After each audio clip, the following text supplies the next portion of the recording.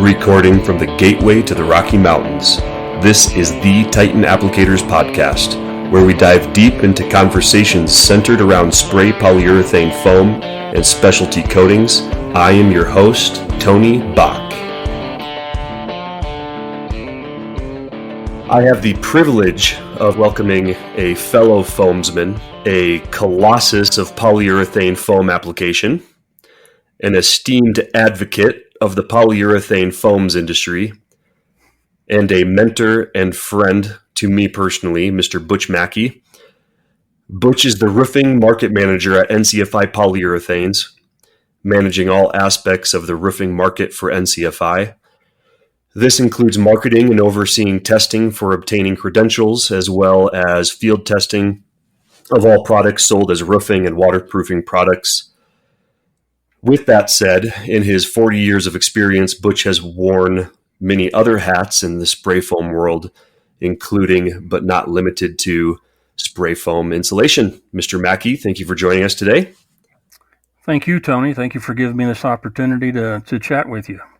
Absolutely. We appreciate you having us on, or having you on. Well, first things first, how in the heck did you get into the foam industry, the foam and coatings business, and was I right with the 40 years?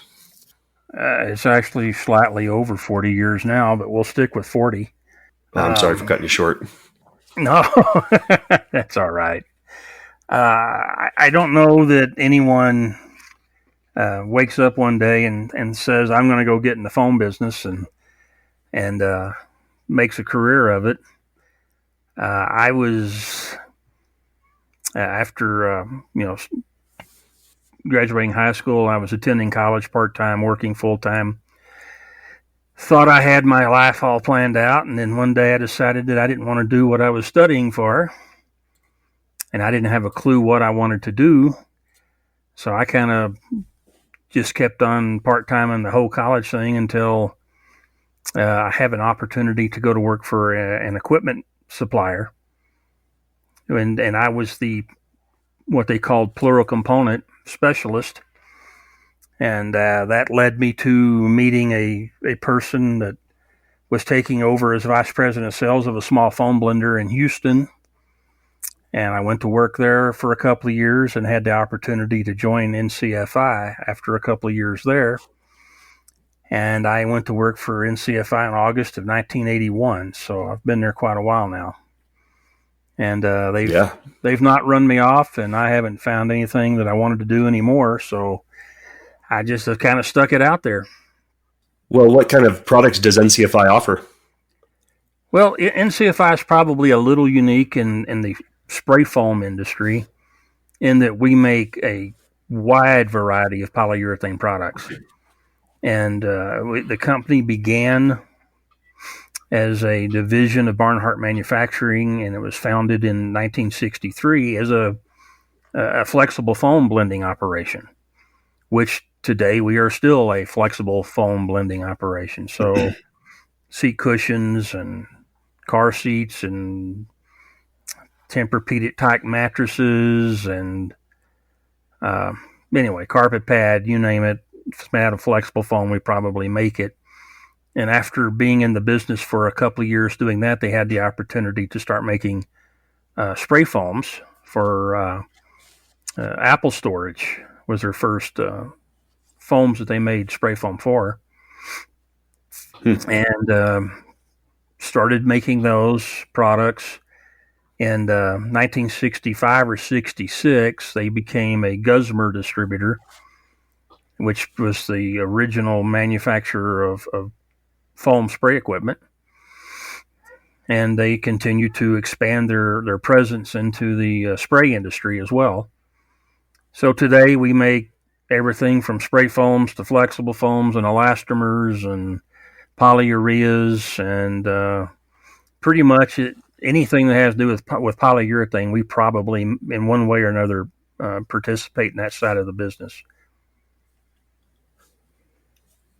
Well, in a 40-plus year career, I would imagine that you've seen a thing or two in the foam industry. In fact, I know you have from the personal conversations that we've had. But for our listeners, what what are some of the challenges that you've had to overcome in the foam and coatings industries? Was it early on when you were first getting into it, learning the plural component side of things, or has it been during the transition, supporting those technically and professionally as foam has become the answer to a lot of building type sciences? Well, originally when I came into the industry, our market was primarily roofing was a much bigger percentage-wise portion of our sales. And then on the insulation side, it was agricultural and industrial. Doing houses was practically unheard of at that time. I guess for the most part, it was unheard of at that time. And so, as you know from being in the industry, there's a lot there's a large and extensive learning curve. Learning the equipment, learning the chemical. We're mixing different chemicals to get different results on the job site, that is. So there's a lot to learn, and to make a good spray foam applicator can take several years, and to make someone who can go out and sell it and be a resource to their customer base takes a long time as well. So there was a lot of challenges, a lot to learn, and in those days you didn't have machines that automatically shut off when they got off ratio, or gave you error messages when your pressures were too low or your temperatures were too low, or you had to pay attention to what was coming out of the gun in those days and be able to read what the foam was doing. And you still should have those skills today, but the machines are much more foolproof than they were 40 years ago, when they were not very foolproof at all. Right. Well, I'm glad you brought that up, because as you know, the purpose of this current do-it-yourself blog series that I have invited you onto is to enlighten those that are seeking to purchase their own high-pressure spray foam equipment for a DIY project. And the objective is to bombard them with information, or at least enough information, so that they know what the heck they're getting themselves into. I've experienced it several times myself, and typically the driving force is to save a buck, which is a reasonable train of thought. But furthermore, under the current, economic climate, with all of the uncertainty the coronavirus brings, consumers are probably much more likely to consider something like this versus paying a premium for a professional to perform the work. So with that in mind, one of the topics that I wanted to talk to you about, specific to, well, I mean, you're a wealth of information. I could bring you on for any topic, and we could provide very valuable information to the people listening. But your understanding as far as the foam is concerned has always helped me in my professional career. So obviously there are varying densities of foam insulation specifically to choose from. What would be your direction to someone who needs that type of guidance on which foam to use? Well, first and foremost, if someone's doing this as entertaining, buying a machine just to do their own work for one project or two projects, my first word would be don't do that. You're going to spend more trying to learn, more time, more effort, and more money trying to learn what you're doing than you could possibly save in eliminating the contractor out of the equation. I've seen over the years many, many, many instances of where companies, where schools, where in some case even builders, general contractors have made the decision in order to, thinking they were going to save some money, would purchase their own equipment. And I have yet to see a successful venture. I've never seen anyone that did not regret trying to become a do-it-yourselfer foamer. I can think of many instances where school districts have bought equipment, and universities and hospital companies and other large roof owners of roofing or roofs that have bought equipment only to make a mess, to have failures, because of a lack of experience and a lack of knowledge.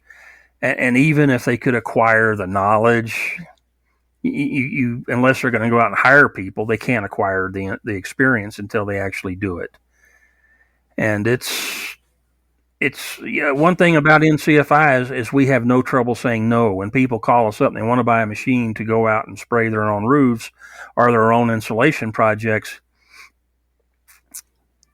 unless they're wanting to become a dedicated spray foam contractor, we will do everything we can to talk them out of it.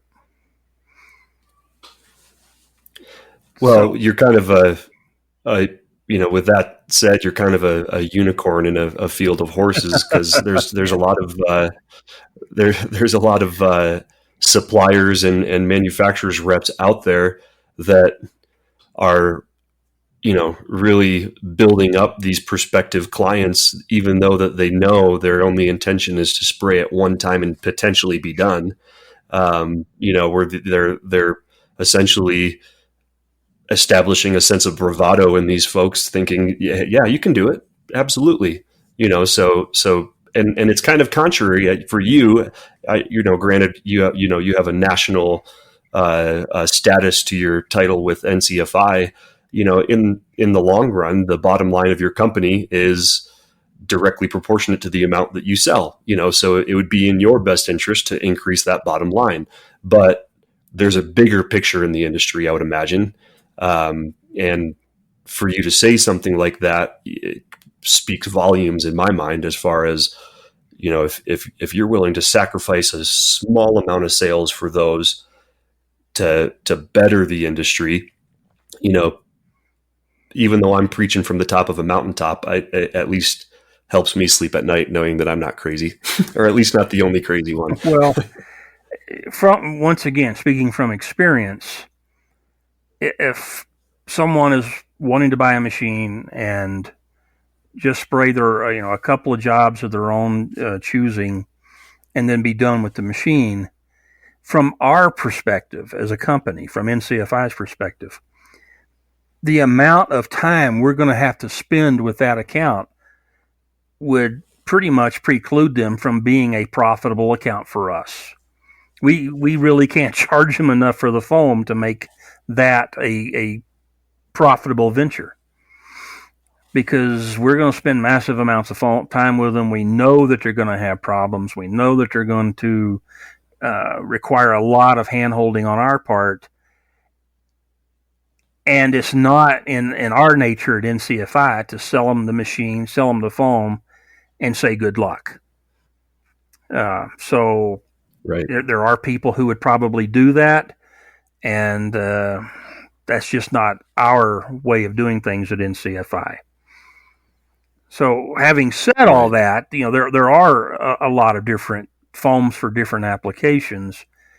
Spraying insulation is easier than spraying a roof, but still, you have to be able to look at what's coming out of the end of the gun and know if the foam is properly heated, if it's properly mixed, if it's the right foam to begin with for the job. If the machine's functioning properly, and that requires a significant amount of both knowledge and experience. I think we would all agree that those that are truly professional at whatever it is they do can make what they do look very simple. And for instance, I watched here one time, a few years back, a guy performing surgery. Well, he made it look pretty easy, but I don't think anybody wants me grabbing a scalpel and cutting into somebody. And yeah, me neither. And there's foam applicators that are truly artisans and craftsmen at what they do, that can make spraying foam look very easy. And I know you've been around some of those people, and I think you would also agree that it's not that easy. not to do it right and not to make it look presentable. There's a fair amount of skill required. And, Right. once again, we get back to the do-it-yourselfer person. By the time they figure out what they're doing with the machine and how to properly spray and learn the nuances to make sure that they're putting the foam on properly, using the right product, they're probably done with the project before they get to that point. So they never benefit from whatever amount of experience and knowledge they're trying to gain. They're never going to benefit from it because they're going to be through with the project. And then they're going to have a machine on their hands they're going to try to figure out what to do with. Because there's nothing harder on a foam machine than not using it. Having it sit around, collecting dust, the chemicals are just going to solidify inside the machine. And now they got a worthless piece of equipment to boot. Well, assuming that whoever's stumbled upon our conversation hasn't gotten to that point yet, or they haven't heard that much, but maybe they've already purchased the equipment, or maybe whatever point that they're at, and they're looking for what foam they need. Maybe if you could start from the very, very basics and just kind of give them a 10,000 foot perspective of what's closed cell foam, what's open cell foam, what are the difference between the two, how do you make foam? Well, the different types of foam have changed obviously over the years. Open cell foam was pretty much unheard of 40 years ago. It is now very popular in some parts of the United States, or some parts of the world for that matter, I suppose. Open cell foam is just what it implies. When you spray foam, when you make foam, whether it's sprayed or poured or done in a laboratory, everyone that's probably on TV or somewhere seen the foam expand, and what's causing that expansion is a liquid that is converting from a liquid to a gas at some point during the mixing process. With open cell, it expands to the point where it actually breaks the cells so that the cells are open one to another. They tend to be very light in density. They tend to have a relatively low R value, particularly compared to the closed cell foam. And they have, in our opinion, a fairly limited application. We would say they're typically going to be relegated to stud wall insulation, or studded insulation. If it's in the roof assembly, it needs to have the something to adhere to on the sides of a stud bay as well, because the adhesion isn't the greatest when compared once again to closed cell. It's a product that most people that I know that spray it would say it's the hardest product that we make to spray. I say we as an industry, not just we at NCFI. So it's hard to control. So it's a real challenge to spray it and do it right and do it properly and not waste a bunch, because it's real easy to overfill the cavity and have a lot of waste that has to be cut and disposed of.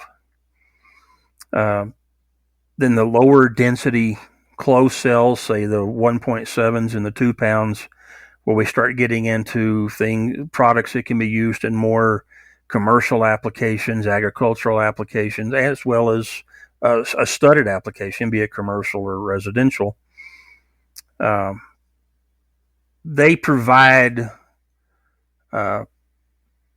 physical properties to the building envelope aside from just thermal efficiency. They provide rigidity and structural and racking strength that, say, the open cell would not. They're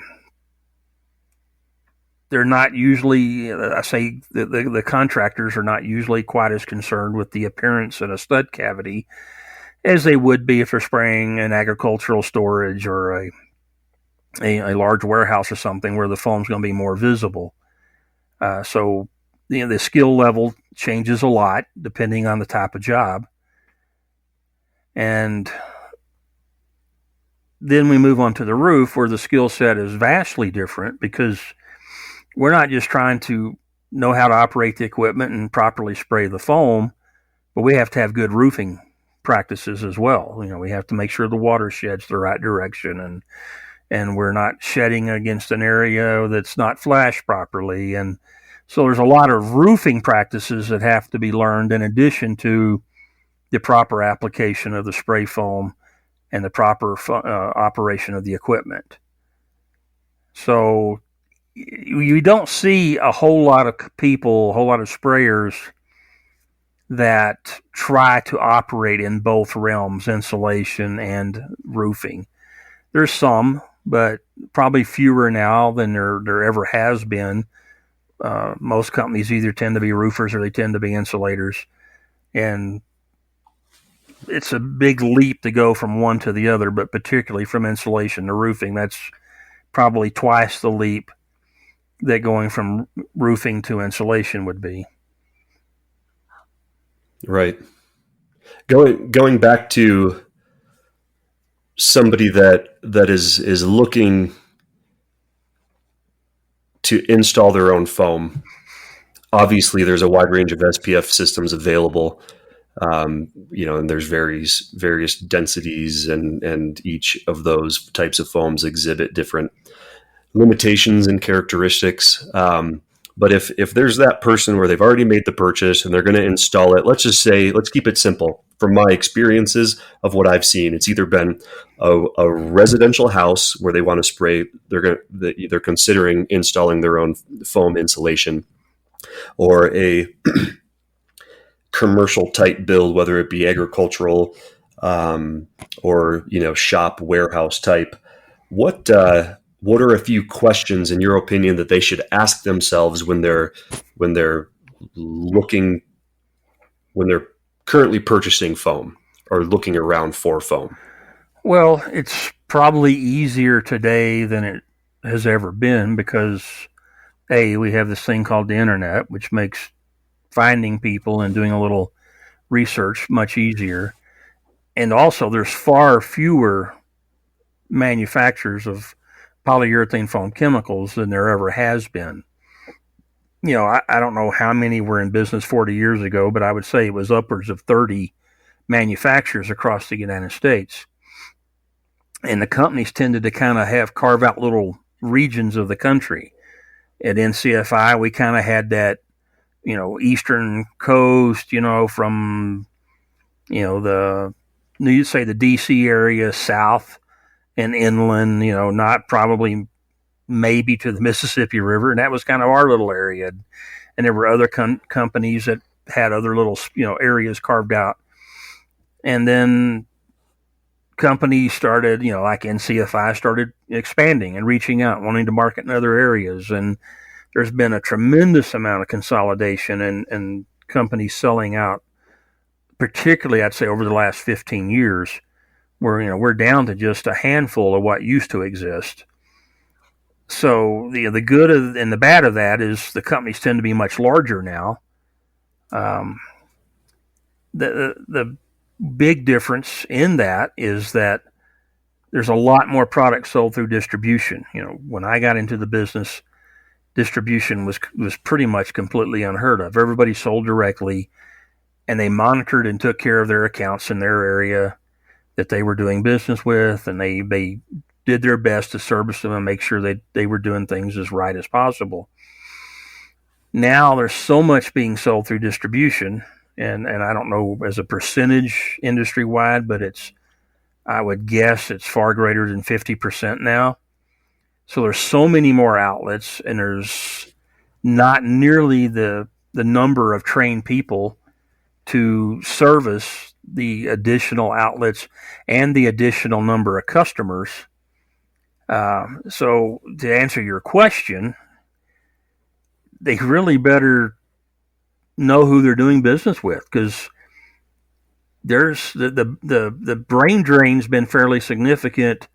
The dilution of talent on the supply side has been real, and there's not nearly the number as in relation to per capita to the customer, to the contractor, of qualified and trained sales reps and technical service reps that there once was.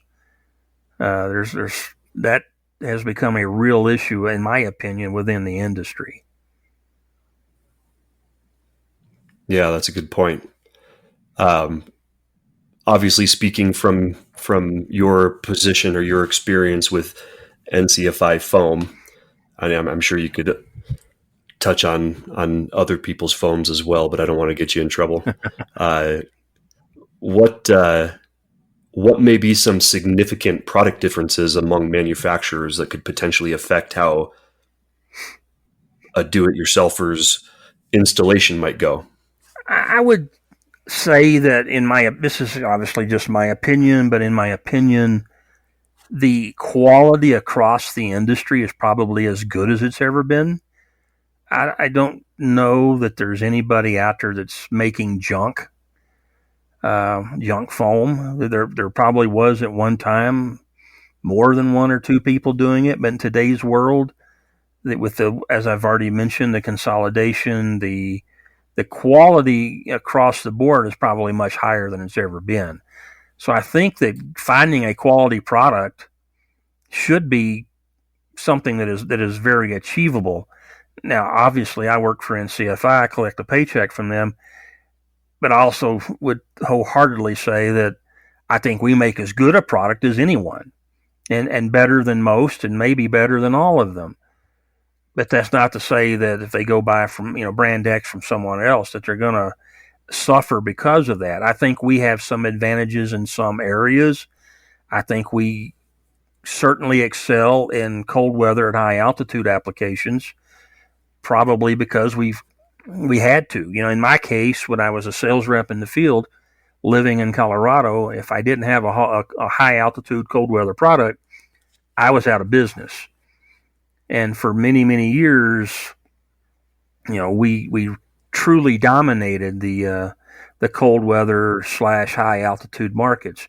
And I still think that those lessons learned have served us very well. Well, if we could elaborate, sorry for interrupting, sure. If we could elaborate on that, is there a difference that a do-it-yourself person should consider from those in Colorado versus those in, let's just use North Carolina as an example? Oh, absolutely. Yes. I think, you could offer commentary on this where if someone finds a deal on some foam or buys some product from someone, say, in North Carolina or someone in Arizona, and they ship foam up that was blended for Arizona, and they're going to try to spray it in Denver. That's probably not going to end well. And I think you would attest to that as well. So you do have to have someone that's, first of all, has the knowledge and the experience to understand that, foams are not universal. You got to sell the right product for the right application, for the right climate zone, for the right altitude. And then you have to be dealing with someone that has, the integrity to not sell you if they don't have the product. And, there's a lot of pressure. You got a warehouse full of material and someone calls up and they want to buy a product that's really not right for where they're going to use it. And, some people are going to sell that anyway. We will not, but some would, I suppose. So, and the problem is the do-it-yourselfer is probably not going to have this kind of information. And we get back to dealing with people who are going to not only have the information, have the knowledge, have the experience, but also have the integrity to ensure that they're getting the right product for what they're wanting to do. So what type of questions should they be asking a material rep? Well, I would start with asking, first of all, point blank, particularly if you're operating in an area that maybe has some additional challenges, and everyone likes to think that their climate's the most extreme. And quite honestly, everyone's climate in one way or another offers different challenges. In the southeast and up the eastern seaboard, You're dealing with, particularly in the spray season, a lot of heat and a lot of humidity. And in Phoenix, you're obviously dealing with a lot of heat, not so much humidity. In Colorado, you're dealing with, believe it or not, Colorado has some of the widest temperature swings you will see from morning to afternoon. So you can be spraying in places in Colorado where it's barely above freezing in the morning, and it's 85 or 90 degrees in the afternoon. So all of those present different challenges. So you need to make sure you're dealing with someone, you're asking and inquiring of someone to inquire if they have those skill sets. Do they blend foam for the place where they're applying the project, where the project is? Do they have people who can help them, guide them? Do they have monitoring equipment? We at NCFI sell different pieces of equipment to help monitor the application of the foam besides what the machine is dictating, and besides the information the machine is feeding back. So I think we do as good a job as anybody at NCFI, but whoever they're dealing with, they need to make sure that they're asking if they're going to be getting the right product for that job where it's located, and not assume that foam is foam, because foam is not foam. Even within NCFI, foam is not foam. Right. Well, and to take that a step further, understanding what type of product you need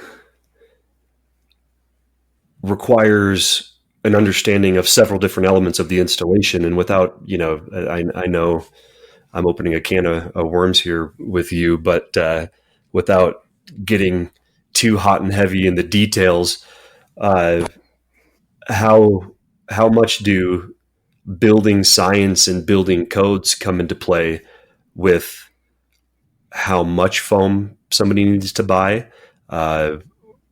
What type of foam? Maybe they were, maybe somebody was told that they can purchase open cell foam for their application, and come to find out after they've done the install, it's not acceptable for that climate zone or for those building codes, if provided the code officials are doing their job. Well, as you just mentioned, you opened up a whole nother can of worms in dealing with the code, and oh boy, that's a whole nother area that, as a do-it-yourselfer, I would just offer that most do-it-yourselfers are going to be wholly inadequate at addressing on their own.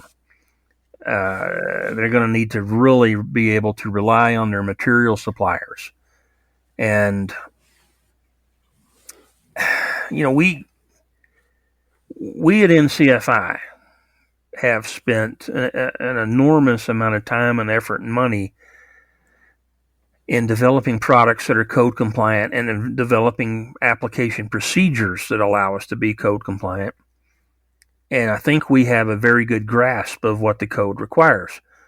But to this day, we see huge amounts of confusion amongst the building inspectors of the world that are unsure what products are code compliant and which ones are not in their own jurisdictions. So if the building inspectors are confused about it, I'm almost certain that your typical applicator and your typical do-it-yourselfer is certainly going to be confused. And that's an area that I would say we have as fine a group as anybody in the industry at addressing that. I don't know, anyone else that has the people of the same quality that we do for guiding someone through that maze, and it is a maze. Are we what climate zone you're in, or you're what? It's what altitude. It's what type of construction? Type 1, Type 2, Type 5. Whatever. Is it multi-story? Is it single story? I mean, there's just a myriad of things that have to be taken into account when trying to determine what product is most suitable for a job application. Or Is there, you mentioned amounts. Well, the amount of foam is going to be allowed is going to vary depending on where, even within the same job, different places in that job can have different code requirements. So if you're in an area where the building inspectors are really on top of this, then you better really be on top of this. And I would say that's a task that's going to be very difficult for your typical do-it-yourselfer to even to start to tackle. Right. And if somebody gets to that point where they've found poor guidance, they've acquired the equipment, they've installed the wrong foam, they would be so lucky, in my opinion, to have a knowledgeable inspector or code official to catch that mistake before they close up and finish the rest of their building. Because after that point, if the foam isn't performing the way it's supposed to, or if they have the wrong foam in there and the building envelope isn't performing the way it's supposed to, there could be some long-term issues that don't present themselves immediately until they have moved into their home and they have all the finished material in there, or if they've spent enough time in there and there, mold issues. I mean, there's a whole laundry list of things that could potentially happen. Well, I would say that I have seen building inspectors require the spray foam contractor to remove foam that has been applied to a building. No one wants to have to go through that. And as a spray foam contractor, I don't want that to happen to me on the business side of things. But if you're somebody that's going into the arena purely with the understanding that you're trying to save some money because you think it's easy, it could easily be turned around on you. Oh, absolutely. And as I stated early on in this conversation, I have never seen anyone go into this as a do-it-yourselfer that did not regret it. And I'll say that again just to get that out there. But this, once again, I've seen an awful lot. I've been called out to numerous job sites over the years where the wrong product was used. It was not installed properly. It was sprayed off ratio. It was sprayed poorly mixed. It was the wrong product altogether. It's not a simple industry. This is, in my opinion, this is an industry that needs to be left to the professionals. And there's some awful lot of good, highly qualified professionals in it. And let's just say I've been selling foam for 40, or been in the foam business for 40 years. If I had the need of a foam roof to be put on my building, I wouldn't try to spray it myself. I mean, and I'll tell you a little story about that if you want. I live in a house with a foam roof on it right now. And when I was building this house, I don't know, 23, 24 years ago, whenever, I had borrowed a foam machine to put the foam roof on. And it was an unusually rainy June, which we don't usually get a lot of moisture in June. And I was getting behind and I couldn't get the roof on. And on the 4th of July at the parade, the guy tells me, "Hey, I need my machine back. I gotta, some jobs to do." And I said, "I'm going to spray the roof today. I want to go home from here. I'm going to, suit up and get it sprayed." And his guy that worked for him just came by to check on me. And I'm up spraying a small, 400 or 500 square foot section of the roof. And he looks out of this window that looked out from what is now my office onto this lower roof, and he disappeared. I'm thinking, well, gosh, he didn't even say hi or anything. And I just kept spraying. And about 10 minutes later, he shows up crawling through that window, all suited up, and he gets up on the roof and he says, "Give me the gun." And he took it away from me. He says, "Look at this mess I got to clean up now." So, which you started. So Oh, that's funny. this is not a do-it-yourself product. It's not for the faint of heart. It needs to be best left in the hands of truly trained professionals. And one aspect we haven't even touched on, and I'll open this can of worms, is the safety aspect of it.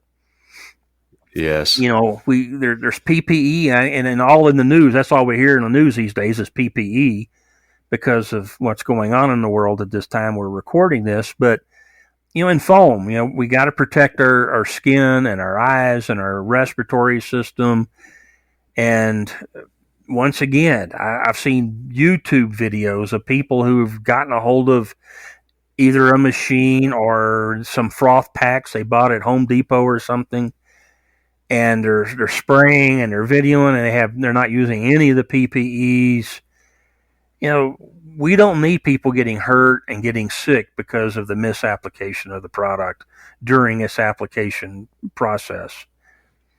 And it's just another reason, in my opinion, why this is not a do-it-yourself business at all. And you ask, you prefaced the question sometime back, if they've already bought the machine and and they've already made that commitment, I would say sell the machine. Just don't even attempt it. Sell the machine, cut your loss there, and hire a professional to come do the job. Well, at 41 minutes, I'd like to respect your time. I don't know if that's a good point to end on with my last question here, but I'll ask it anyways. What's the one thing that you'd really like to drive home to the listeners, or what's the one thing that you'd like to drive home for the listeners from your side of the mic? Well, I would say first and foremost, I probably just said it, and don't do it. But if you've just decided that, for whatever reason, that this is what we're going to do, and we're not trying to make a business, we're just going to spray our own job and be done with it, then contact, someone that you can possibly have some trust in to give you a reference of a good material rep, a good supplier who will spend the time. You need to agree to these things up front, that they're going to spend the time to work with you to help you do the best job possible in the most safe way possible, and in a code compliant manner as well. If you're not going to do it in a code compliant manner safely and properly, then once again, you're going to get yourself in trouble financially, if not even physically, potentially. So no one wants to see anyone be hurt or be made ill or to be injured financially. You need to be very careful. I'm always amazed at the number of people that that wouldn't think of doing some things, going rock climbing without a lot of training, but they'll jump into and spray foam, and that's it's as I've already stated, it's an area that requires a lot of expertise and a lot of knowledge and a lot of information, and you gotta acquire that somehow. There's no shortcutting it. So you do whatever you need to do to acquire the appropriate amount of expertise, the appropriate amount of knowledge, to make sure you can get the job done properly. Well, as always, Butch, I appreciate your wealth of information, and I appreciate your time, and I appreciate the fact that you took the time to come on to this podcast episode with us today. Well, I appreciate what you're doing. I appreciate your efforts to help educate and get the word out about spray foam. I will end it on this on my part. When I moved to Colorado, I think there was 13 spray foam contractors in the entire state. And now we have relatively small communities with 13 spray foam contractors. So it has grown a lot. And not all the growth has been good. So there's a lot of people that have learned the way to do this the hard way. And I would prefer that they have an opportunity to learn the easy way or an easier way. So there's resources out there. You search for them and make sure that you take advantage of them. I'll shut up Amen. and let you conclude. No, I could listen to you talk for hours. For those of you that are listening, thank you very much for taking the time and hearing us out. Find us on Facebook. Find us at TitanApplicators.com. And give us a like, give us a share if you feel inclined, and tune in next time. Thanks a lot, Butch. Thank you, Tony. Take care.